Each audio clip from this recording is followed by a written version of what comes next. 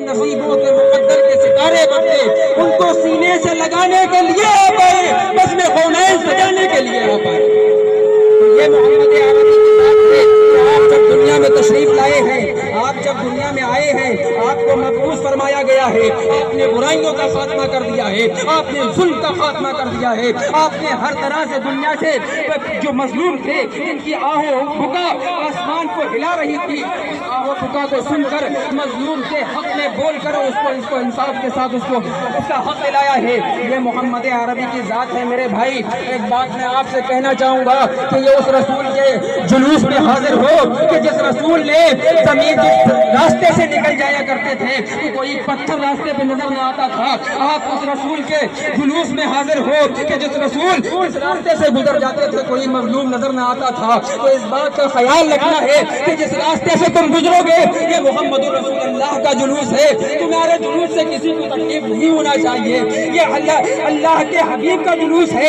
اگر کوئی بیمار تمہارے سامنے آتا ہے، قسم خدا کی تعلیم مصطفیٰ یہ ہے کہ جلوس روک کر اس بیمار کو راستہ دینا، اپنے جلوس کو نہ نکالنا بلکہ روک دینا، پہلے اس بیمار کو نکالنا، کیونکہ یہ ہمارے رسول کی تعلیم ہے۔ ہمارے رسول دنیا میں تشریف لائے ہیں تو انہوں نے اتحاد کا پیغام دیا ہے، اخلاق کا پیغام دیا ہے، مربت کا پیغام دیا ہے، اتحاد کا پیغام دیا ہے، محبتوں کو عام کرنے کا درس ہمیں دیا ہے۔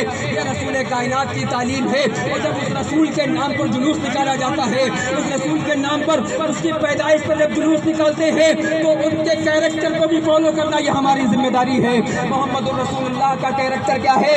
اپنے پڑوسی کا خیال رکھو، یہ میرے آقا کا کیریکٹر ہے، ان کا فرمان ہے اپنے پڑوسی کے ساتھ محبت کے ساتھ رہو، یہ میرے رسول کا پیغام ہے۔ اپنے ملک کے ساتھ وفادار رہو، یہ میرے رسول کا پیغام ہے۔ اپنے ملک سے محبت کرو، یہ میرے رسول کا پیغام ہے۔